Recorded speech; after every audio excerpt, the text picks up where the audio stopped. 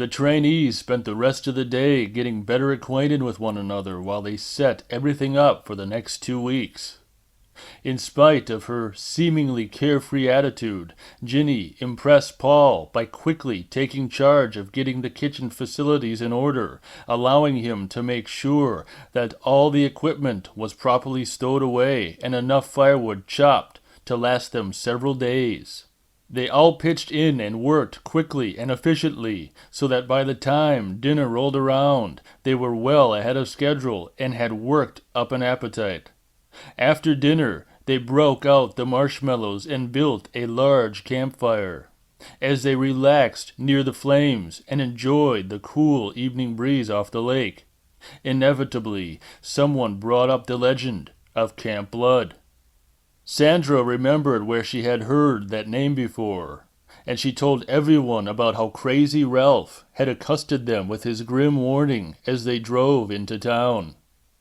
Vicky mentioned having heard some rumors in town that the boy who had drowned, Jason Voorhees, had never actually drowned at all, but that he had survived and was living like some sort of crazy hermit in the woods. Paul allowed them to speculate a while on all the stories they had heard, and then, picking his moment carefully, he said, "I don't want to scare anyone, but I'm going to give it to you straight about Jason." Immediately, all eyes were on him. He stared into the fire for a long moment, prolonging the suspense, making sure he had their undivided attention. Then he continued. "His body was never recovered from the lake after he drowned," he said quietly, making eye contact with each of them in turn. "And if you listen to the old-timers in town, they'll tell you he's still out there. Some sort of demented creature." He lowered his voice slightly and got a faraway look in his eyes. "Surviving in the wilderness. Full grown by now. Stalking."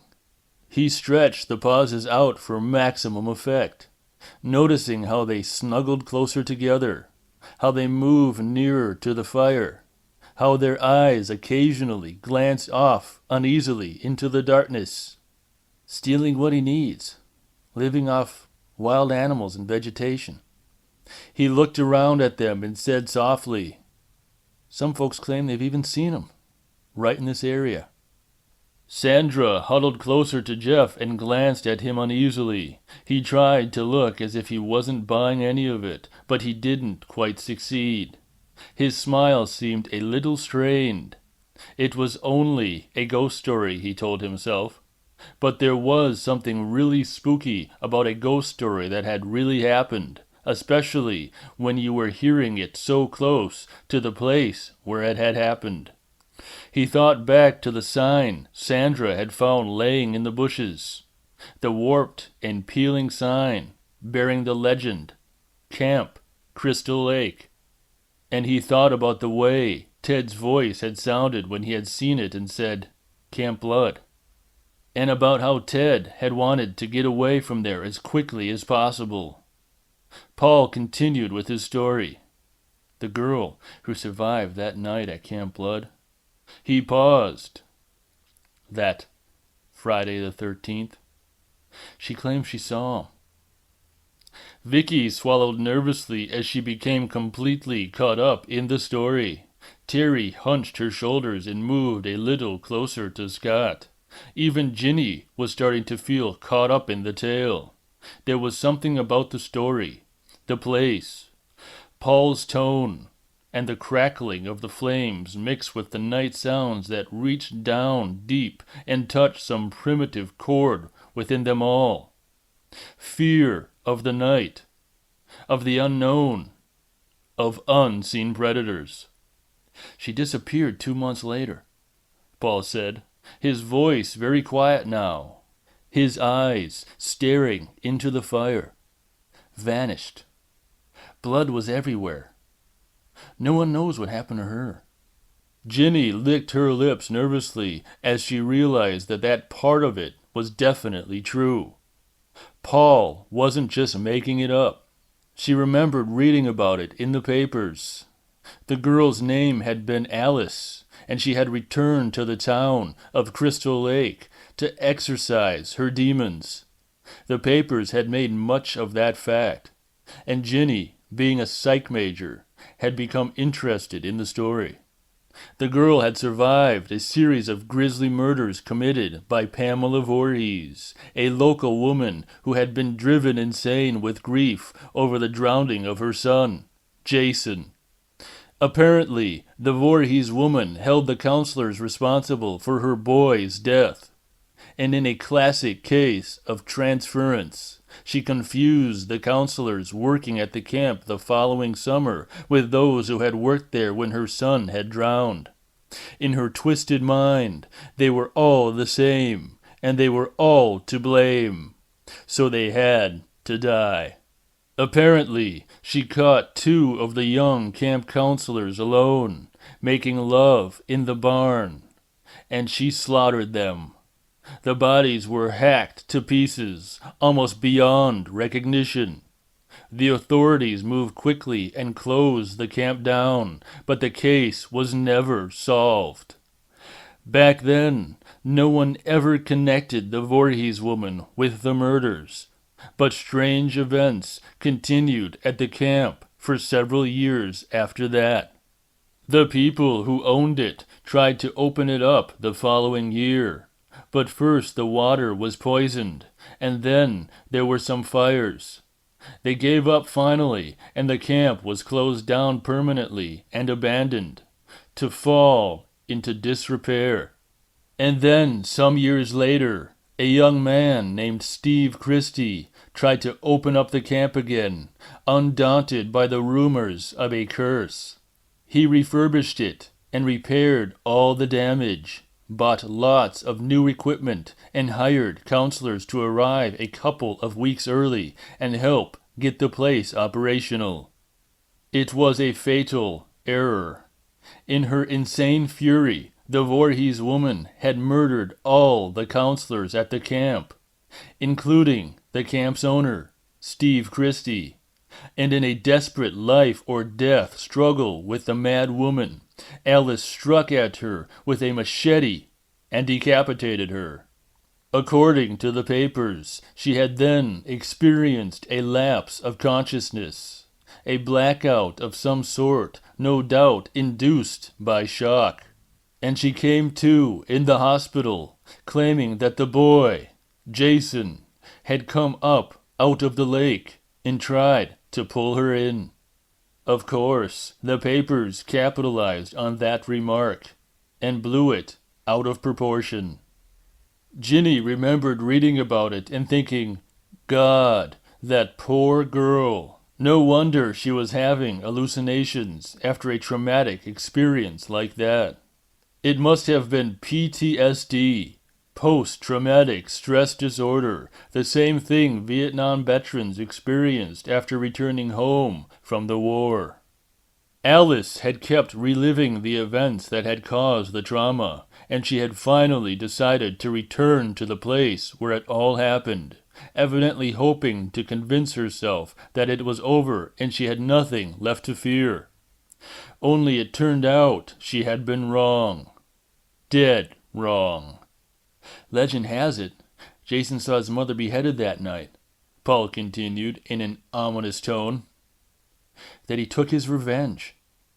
Mark looked over his shoulder nervously. Paul was whispering now, and the sounds of the crackling flames, and the crickets, and the night birds seemed very loud. The wind blowing through the trees sounded like the rustle of someone approaching. Someone, or something. A revenge that he'll continue to seek, if anyone ever enters his wilderness again, said Paul, looking at each of them. And by now, I guess you all know that we're the first to return here. They all held their breath, watching him, frozen with fascination. 5 years, Paul said, looking around at all of them, maintaining eye contact, drawing them deeper into the spirit of the story. 5 years he's been dormant. And he's hungry. His voice was barely a whisper now, and they were all leaning forward, hanging on his every word. "Jason is out there," Paul said, as if he himself were frightened of what he was telling them. "Watching. Always on the prowl for intruders. Waiting to kill. Waiting to devour." Nobody moved. Nobody even breathed. "Thirsty for young blood," Paul said. And suddenly a half-naked figure leapt into the circle out of the darkness beyond the fire, screaming hideously and brandishing a spear. The face was grotesque, a travesty of human features, deformed and twisted. Everyone screamed and scrambled away from the frightening apparition. All except Paul, who stood there, grinning. Come back," he called, laughing. He approached the creature and ripped away the grotesque mask, revealing Ted. No one had noticed him slip away, as Paul had occupied their attention with the story, and now they all saw how they'd been had. They drifted back with groans and muttered curses, feeling foolish, yet at the same time greatly relieved. Ted stood there, chuckling, reenacting his role by brandishing the spear and making hideous faces. "Okay," said Paul. "Now that we've got that out of our system, I don't want to hear any more about it. It's ancient history. Jason drowned, Mrs. Voorhees was killed, and Camp Crystal Lake is off limits. Got it?" Everyone muttered assent, and a few of them started laughing in appreciation of the joke. They gathered around Ted, punching him playfully as he faked lunges at them with his spear. Paul spotted Ginny coming back. She was still looking around her a little nervously, so Paul grinned and gave her a hug. "Gotcha, huh?" he said, winking at her. "What did you think?" "Second act needs work," said Ginny, wryly. After putting out the fire, they all went back to the main house where they put on some music. Ted propped the spear against the wall by the stairs and hung the ghoulish rubber mask from it, then settled down in a chair with one of his electronic games. Paul agreed to a game of chess with Ginny. Mark and Ted sat at the table, arm wrestling. Sandra and Jeff snuggled together in a corner while Terry sat on the sofa and wrote a letter home. Scott put on his most engaging smile as he came up to her. "Hi, Terry," he said. "Want to dance?" She looked up at him and smiled. "No thanks." Without missing a beat, Scott turned his attention to her pet dog, Muffin. "Hi there. How about you?" he said, bending down and raising his eyebrows. "Would you like to dance?" He scooped the little dog up in his arms and snuggled it against his chest. Muffin licked Scott's face, pleased at the attention. He started to dance a slow waltz with Muffin in his arms. "So there I was," Scott said to the dog, as if Terry wasn't even there. "Sitting in this fast food joint, thinking to myself, Scott, my boy, what are you going to do with your life?" Terry couldn't keep from smiling. Her first reaction to him was that he was a real fox, but a bit too sure of himself, and shooting that slingshot at her hadn't exactly raised him in her estimation. That pebble might have been small, but it had stung. She had decided that Scott was really full of himself, a real pain in the ass. But she had also realized that there was a lot of little boy in him, a little boy who, despite his dark good looks, wasn't very sure of himself at all, and that was sort of cute in an endearing way. He was obviously trying a bit too hard, and even though she was attracted to him, she really didn't want to respond to that sort of approach. It would only encourage him to continue acting that way. She didn't need yet another guy coming on all macho to her. She was sick and tired of that act. Just because a girl had a good body, she thought, guys seemed to think that they really had to strut their stuff, or else she wouldn't be interested. They probably figured she got hit on all the time, so they had to come on extra cool just so she'd notice. As if that were the only approach she would respond to. The trouble was, they were only half right. She did get hit on all the time, mainly because she was pretty, had a nice ass, good tits, and great legs. But that was just the trouble. She knew perfectly well why she was getting hit on, and it didn't really have anything to do with her personality. It had to do with guys wanting to play with her body. They didn't want to know who she was. They were more concerned with what they could get from her. Which was why, every time some guy came on to her with that slick, "Hey babe," sort of manner, all her defense mechanisms were alerted. She had a feeling that Scott was not really like that, but he seemed to think it necessary to act the part. If only he would loosen up a little and just act like himself, instead of trying to be so slick and cool, maybe she'd be interested. He was cute, and he was kind of funny, but the macho act got in the way. She didn't want him to think that this was the Scott she liked. Maybe he'd get the hint. Scott danced by a window with Muffin, and the dog suddenly perked up its ears and growled. Scott drew back from it a little. "Hey," he said, "I'm striking out all over the place tonight." He glanced out of the corner of his eye to see if Terry had heard that remark, and he didn't notice that the dog was looking intently out the window, into the darkness. There seemed to be a figure standing out there, watching them through the window. "Check," Paul said, moving his knight. "Wrong white man," said Ginny, moving her bishop to take the knight. "Checkmate." Paul stared at the board with disbelief. He had been so intent on placing Ginny's king in check that he hadn't even seen his vulnerability to her bishop. "Well, what next?" said Ginny, looking around. She glanced over at the arm wrestlers. "Either get my arm broken by Mark," she glanced at Ted, "or my brain ping-ponged by our electronic wizard over there." She yawned. "Or bed," she added, casually. Paul kept staring at the chessboard. "Good night, Paul," Ginny said. "See you in the morning." She grabbed her sweater and went outside, down the steps of the porch, and up the short path leading to her cabin. On the path she hesitated, frowning. She thought she had heard something rustling in the bushes. Perhaps it was a deer. She recalled Paul's warning about bears and shivered slightly. Between Paul and his wildlife safety lectures and Ted and his performance at the campfire, she was getting the willies being out in the dark all alone.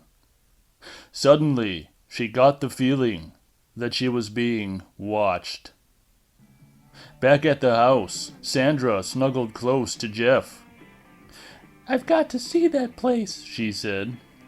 "What place?" said Jeff. "That camp. Camp Blood." "What?" said Jeff, looking at her to see if she was serious. Apparently, she was. "You crazy?" "I've just got to, Jeff," she said, biting her lower lip. "Maybe there is something to the legend." Jeff shook his head. "Come on," she said. "I'm serious." "No way," Jeff insisted. "You're not getting me out there. You heard what Paul said. It's off limits." Sandra gave him a sly smile as she moved closer to him, allowing her breasts to rub against his chest as she took a ringlet of his hair and gently twisted it around her finger. "We'll see," she said, smiling knowingly. Ginny hurried inside her cabin, feeling a bit unnerved by her short walk down the dark path from the main house. She looked around at the empty room, went over to the windows and pulled the curtains shut.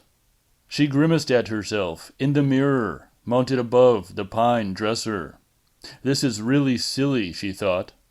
I'm letting all my buttons get pushed by some big jock telling a silly ghost story. She pursed her lips as she glanced at herself in the mirror. He was, however, a very sexy jock, she thought. She sighed. Her friends would never understand her taking up with a guy like Paul. They would much rather spend their vacations doing summer stock at a theater or participating in pretentious sensitivity training workshops and encounter sessions where they could get in touch with themselves. Instead of spending their evenings around a campfire, kicking back and singing songs, they'd sit around in some bar or cafe and have endless discussions about Jung, Freud, and Dr. Ruth. They'd rather talk about things like sexual repression and passive-aggressive tendencies than tell ghost stories. And they'd blanch at the thought of working with a bunch of young summer camp counselors when they could spend their time dissecting one another's personalities as well as their own. It was really pretty funny, in a way. Most of her friends at school would spend fortunes on clothes from LL Bean, REI, Banana Republic, and Eddie Bauer, decking themselves out in down parkas, Woolrich flannel shirts, bush jackets and cotton canvas pants, fatigue sweaters and hunting shoes, and Cordura day packs, so they'd look like they were about to go off on a safari in darkest Africa. But the very thought of taking an overnight hike up into the mountains would make their blood run cold. They would be utterly lost without TV and indoor plumbing, and they'd rather take their sports cars and drive 2 blocks to go to class than walk or ride a bicycle. Paul was too straight, too macho, and too unfashionable for them. But while he might not be an intellectual, thought Ginny, he had something a lot of them seemed to lack: common sense. He didn't need to use a lot of sophisticated jargon to get his point across. And he didn't need to attend some group encounter session in order to get in touch with himself.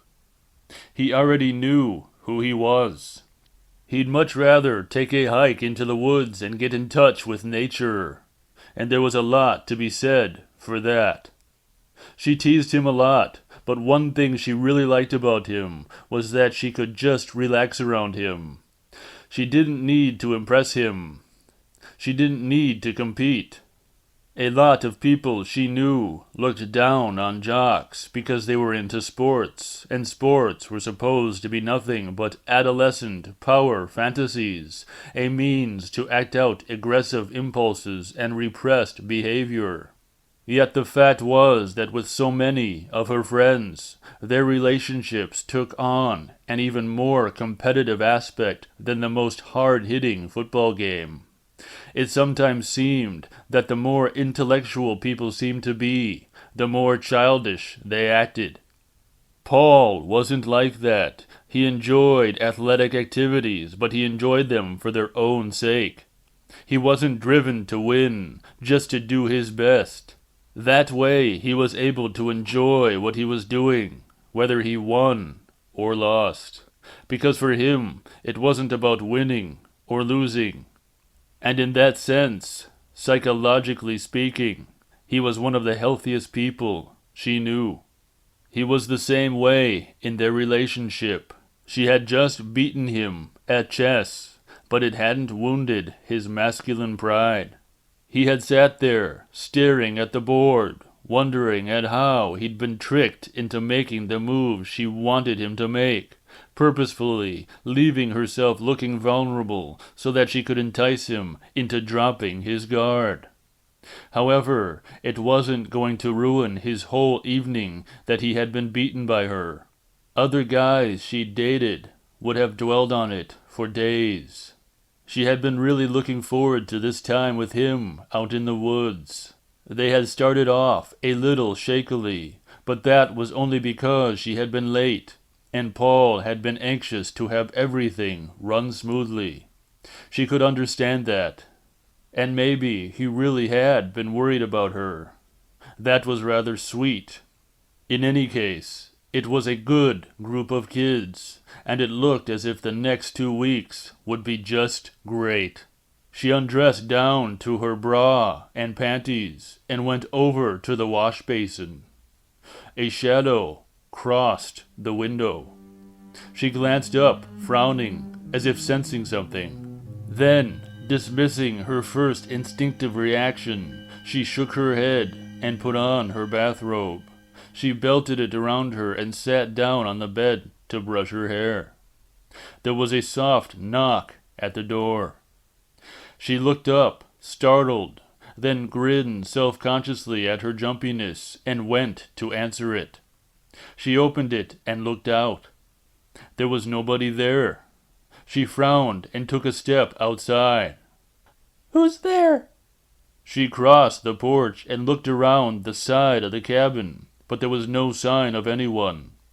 She was certain someone had knocked on her door. "Hello?" she said, uncertainly. There was no response. "Who is it?"